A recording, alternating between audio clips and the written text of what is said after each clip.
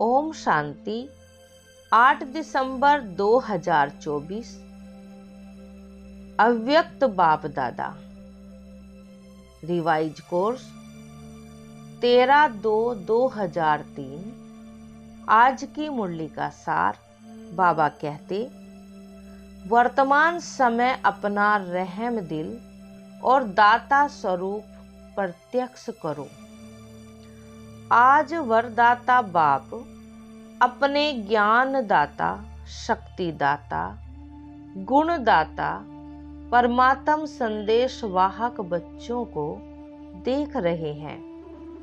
हर एक बच्चा मास्टर दाता बन आत्माओं को बाप के समीप लाने के लिए दिल से प्रयत्न कर रहे हैं। विश्व में अनेक प्रकार की आत्माएं हैं।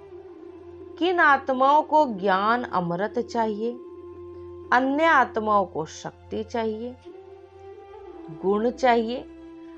आप बच्चों के पास सर्व अखंड खजाने हैं। हर एक आत्मा की कामना पूर्ण करने वाले हो। दिन प्रतिदिन समय समाप्ति का समीप आने के कारण अब आत्माएं कोई नया सहारा ढूंढ रही हैं।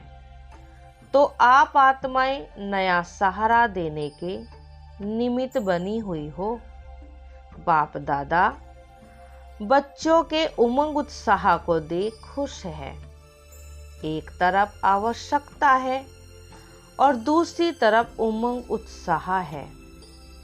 आवश्यकता के समय एक बूंद का भी महत्व होता है, तो इस समय आपकी दी हुई अंजलि का संदेश का भी महत्व है। वर्तमान समय आप सभी बच्चों का रहम दिल और दाता स्वरूप प्रत्यक्ष होने का समय है।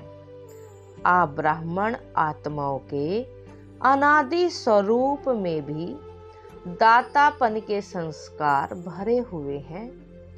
इसलिए कल्प वृक्ष के चित्र में आप वृक्ष की जड़ में दिखाए हुए हो, क्योंकि जड़ द्वारा ही सारे वृक्ष को सब कुछ पहुंचता है।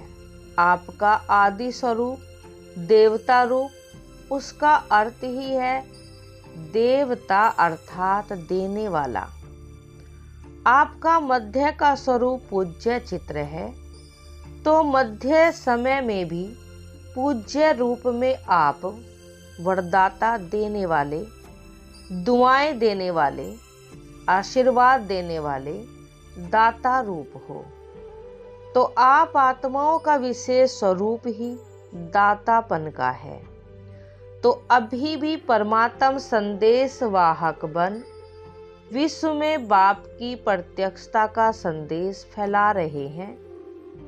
तो हर एक ब्राह्मण बच्चा चेक करो कि अनादि आदि दातापन के संस्कार हर एक के जीवन में सदा इमर्ज रूप में रहते हैं। दातापन के संस्कार वाली आत्माओं की निशानी है, वो कभी भी ये संकल्प मात्र भी नहीं करते कि कोई दे तो देवे, कोई करे तो करे। नहीं, निरंतर खुले भंडार है।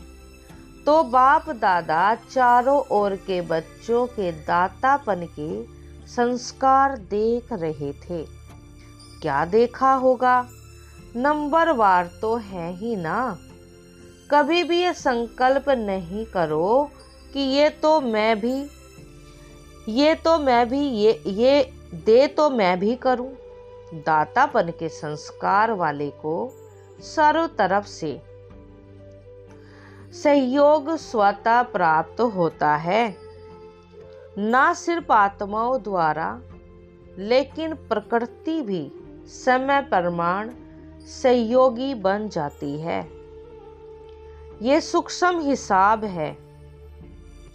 जो सदा दाता बनता है, उस पुण्य का फल समय पर सहयोग, समय पर सफलता उस आत्मा को सहज प्राप्त होता है। इसलिए सदा दातापन के संस्कार इमर्ज रूप में रखो। पुण्य का खाता 1 का 100 गुना फल देता है। वरदान है, कर्म योगी बन, हर संकल्प बोल और कर्म श्रेष्ठ बनाने वाले निरंतर योगी भव। कर्म योगी आत्मा का हर कर्म योग युक्त युक्ति युक्त होगा। अगर कोई भी कर्म युक्ति युक्त नहीं होता तो समझो योग युक्त नहीं है। अगर साधारण या व्यर्थ कर्म हो जाता है तो निरंतर योगी नहीं कहेंगे। कर्म योगी अर्थात हर सेकंड, हर संकल्प, हर बोल सदा श्रेष्ठ हो। श्रेष्ठ कर्म की निशानी है स्वयं भी संतुष्ट और दूसरे भी संतुष्ट। ऐसी आत्मा ही निरंतर योगी बनती है। स्लोगन है, स्वयं प्रिय, लोकप्रिय और प्रभु प्रिय। आत्मा ही वरदानी मूर्त है। अच्छा, ओम शांति।